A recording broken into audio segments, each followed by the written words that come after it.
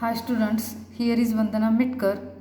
आज आपण सेमी मराठी आणि इंग्लिश मीडियम त्या सगळ्या मुलांना समजेल अशा प्रकारचा हा लेक्चर घेणार आहोत. यामध्ये सायन्स अँड टेक्नॉलॉजी 10th स्टँडर्डमधला पार्ट सेकंड मधला फर्स्ट लेसन आपण चालू करणार आहे. हेरिडिटरी अँड इव्हॉल्युशन म्हणजेच अनुवंशिकता व उत्क्रांती ह्या नावाचा मराठीमधला धडा आहे. आता आपण हा धडा इथं शिकत असताना इंग्लिश मीडियमची मुलं, सेमीची मुलं आणि मराठीची मुलं यांनाही समजावा या प्रकारे घेतलं जाणार आहे. आता काळजीपूर्वक पहा. हा जर तुम्हाला व्हिडिओ आवडला तर नक्की सबस्क्राईब करा आणि कमेंट करा आणि जास्तीत जास्त लोकांना शेअर करा. ह्या लेसनमध्ये आता सुरुवातीला आपण ह्या व्हिडिओमध्ये heredity and evolution, hereditary and changes, history about it, त्यानंतर and transcription, translation and translocation हे पाहणार आहोत. म्हणजे अनुवंशिकता, बदल, प्रतिलेखन, भाषांतरण आणि स्थानांतर आणि थोडीशी हिस्ट्री. कारण DNA RNAची रचना आपण लास्ट स्टँडर्डमध्ये शिकलेलो आहोत, त्याचा थोडा रिव्ह्यू आपल्याला करावा लागतो. See here which components of the cellular nucleus of the living organism carried hereditary, means which is carries hereditary locations from one generation to another generation. एका पिढीकडून दुसऱ्या पिढीकडे हेरिडिटरी म्हणजे आपण आपल्या आईवडिलांप्रमाणे दिसतो किंवा आपल्यामध्ये जे बदल आहेत ते एकसारखे दिसतात. आपल्या पिढ्यानपिढ्या लोकांमध्ये चेहऱ्यांमध्ये एक प्रकारची ठेवण असते, ह्याला म्हटलं जातं हेरिडिटी. हा हेरिडिटीचा अनुवंशिकतेचा वाहून येणारा गुणधर्म कोणता? तर in a cell nucleus there is a present genes, म्हणजे जनुक असतात आपल्या पेशीच्या केंद्रकामध्ये. त्या केंद्रकामधली जनुक ही काय करत असतात? हेरिडिटरी कॅरीड आउट करत असतात. म्हणजे एका पिढीकडून दुसऱ्या पिढीकडे ती गुणसूत्रे किंवा गुणधर्म, कॅरेक्टर्स फॉलो ऑफ करत असतात. त्यानंतर सेकंड क्वेश्चन आहे, what do we call the process of transfer of physical and mental character of the parents to progeny. This is also due to the genes, via genes. This also carried out from one generation to other generation. म्हणजे मानसिक लक्षणं आहेत, रागीटपणा असेल, स्वभाव असेल, दिसण्याची ठेवण असेल, हे सगळं मातापित्यांकडून मुलांकडं त्यांच्या पिढीकडं जात असताना जीन्सच्याद्वारे नेलं जातं. त्यानंतर थर्ड क्वेश्चन आहे, what is the components of the DNA. DNAमध्ये कोण कोण असतात? तर carries the hereditary characteristic DNA. In the DNA there are molecules. The molecules are called consisting dioxyribonucleic sugar, phosphoric acid and pairs of nitrogen base. हे त्यामध्ये ठेवलेले असतात. कोणते कोणते? डायऑक्सी ॲसिड, शुगर आपण त्याला म्हणतो, किंवा phosphoric acid and pair of nitrogenous base. आता थोडीशी हिस्ट्री बघूया. Here we already know that heredity is a transfer of a biological characters from one generation to other generation via genes. Genes carried out this the hereditary transfer from one generation to other generation. म्हणजे एका पिढीकडून दुसऱ्या पिढीकडे लक्षणं संक्रमित करण्यासाठी अनुवंशिकता कारणीभूत असते. याला म्हटलं जातं अनुवंशिकता. This is called as a hereditary due to genes. First scientist Johann Mendel in 1886 he first introduced about the genetic modern characteristic किंवा त्यांनी अनुवंशिकतेबद्दल पहिल्यांदा निष्कर्ष काढला. त्यानंतर 1901 ह्युगो द रीस ह्या सायंटिस्टनं त्याच्यामध्ये अनुवंशिकता ही कारणीभूत असते. म्हणजे एका पिढीकडून दुसऱ्या पिढीकडे एखादा गुणधर्म जाण्यासाठी अनुवंशिकता कारणीभूत असते. He conclude that the research about the hereditary and due to the mutations theory of Hugo de Vries याने हे सिद्ध केलं. त्यानंतर 1902 वॉल्टन अँड सटर याने काय केलं की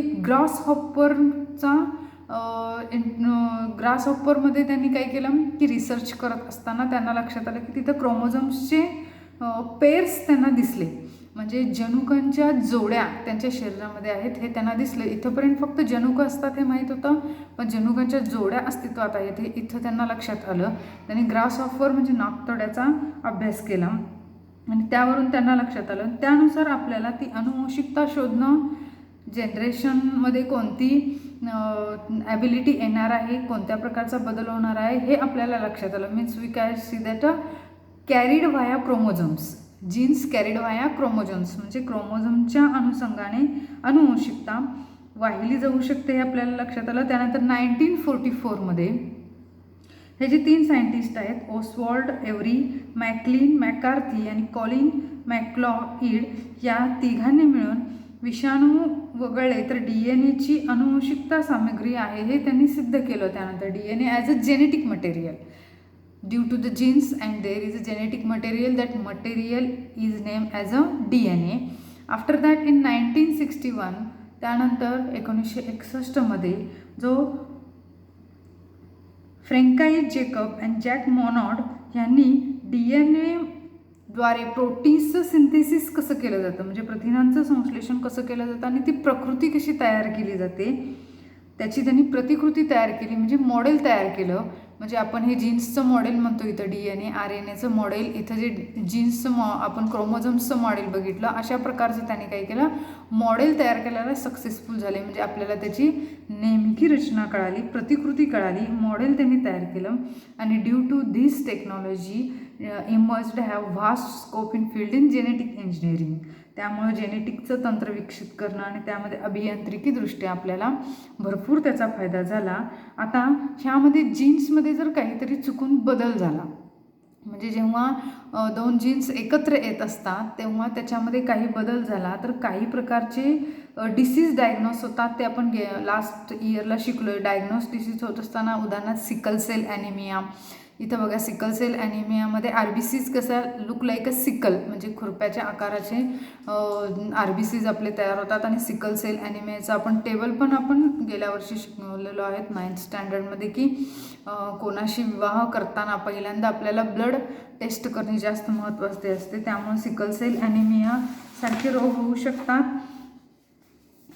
यानंतर आपण आणखीन बरेचसे रोग गेल्या वर्षी शिकलो आहे, की सिकल सेल ॲनिमिया, डिसऑर्बेलेट डाऊन सिंड्रोम, टर्नर सिंड्रोम, नाईल-नेफ syndrome, albinism, sickle cell anaemia, remedies, अशा प्रकारचे अनेक रोग ह्यामुळे होऊ शकतात. त्याच्यानंतर जो नेक्स्ट पार्ट आपण घेणार आहोत तो आहे की DNAचं स्ट्रक्चर. DNAचं स्ट्रक्चर कसं आहे, स्केचला इथे क्वेश्चन आहे, sketch and explain the DNA. Here see the DNA. This is a diagram of a DNA. What is a chromosome are mainly made up of DMA. This is acid was discovered Swiss biochemist Francis Meswell in 1869 studying while blood cells. Blood सेल्सचा अभ्यास म्हणजे रक्तपेशींचा अभ्यास करताना त्यांना DNA तिथं सापडला. Initially he found it in nucleus, that is therefore it is called as a nucleic acid. केंद्रकामध्ये सापडलं म्हणून त्याला न्यूक्लिक ॲसिड असं त्यांना नाव दिलं. Molecules DNA are present organisms from viruses and bacteria to the human. These molecules control functioning, growth and division, reproduction of the cell and are therefore master molecules. त्यांच्या हे लक्षात आलं की रिप्रोडक्शन होत असताना सेलमध्ये हा खूप मोठा रोल कॅरी आउट करतो, त्यामुळे त्यांनी त्याला मास्टर मॉलिक्यूल असं नाव दिलं. आता DNAचा ऑर्गॅनिझम्स बघत असताना आपल्याला it is a like a double helix. याचा आपण कसं करतो की शिडीसारखा पण स्पायरल टाईप म्हणजे हेलिक्स, ह्यांचं जे गोलाकार फिरलेली शिडी आपल्याला दिसते, ह्याला नाव दिलं की डबल हेलिक्स असं नाव दिलं. ह्या प्रकारचं फ्लेक्झिबल लॅडर म्हणजे एक फिरणारी शिडी, ह्या प्रकारचा ह्याचा आपण अभ्यास केला. आणि what is mean by DNA. DNAमध्ये काय काय असतात, आता DNAचा मॉलिक्यूल इथं दाखवलेला आहे. In this DNA molecule you can see the structure of DNA. Then nitrogen, here are hydrogen, here are double bond, here are single bond, here also oxygen, here also hydrogen, here also OH, phosphoric acid, here also oxygen. And how it is structure we see here. Here is a this is called as a phosphoric acid, this is called as a dioxyribo sugar, and this is called as a nucleic acid. See here and here also. तिथं 4 कण आपल्याला DNA मध्ये दिसतात, त्यांना आपण वेगळी वेगळी नावं दिलेली आहेत. त्या 4 कणांमध्ये प्रत्येकाला नाव दिले adenine, guanine, cytosine and thymine. We say that the adenine, guanine, cytosine and thymine purines are called as a adenine and guanine. Adenine आणि ग्वानिन जे एकत्र येतात त्यांना आम्ही प्युरिन्स म्हणतो, आणि सायटोसिन आणि थायमिन एकत्र येतात त्यांना आम्ही पिरिमिडिन्स म्हणतो. सायटोसिन थायमिनना पिरिमिडिन्स आणि अँडिन ग्वानिनना प्युरिन्स म्हणतो. त्यानंतर इथं बघा दाखवलेलं आहे cytosine. This is a thymine, molecule of cytosine, molecule of thymine, both are called as a pyrimidines. Here also guanine and adenine, both are called as a purines. Here he say how to structureize. This is a DNA and this half part is connect to another DNA, and therefore in this way we carried out the characteristic from one place to another place. या प्रकारे एका पिढीकडून दुसऱ्या पिढीकडं हे संक्रमित केले जातात. Again genetic disorder जर निर्माण झाली तर जेनेटिक डिसऑर्डर आम्ही तुम्हाला सांगितलं की sickle cell anaemia, albuminous disorders या प्रकारचे आपल्याला डिसीजेस दिसतात. आता हा जो सेकंड पार्ट आहे mRNA, tRNA अँड rRNA हा पार्ट आपण नेक्स्ट व्हिडिओमध्ये पाहणार आहोत. If you like this video then you can subscribe and share it, like it and comment in box if you want any other information.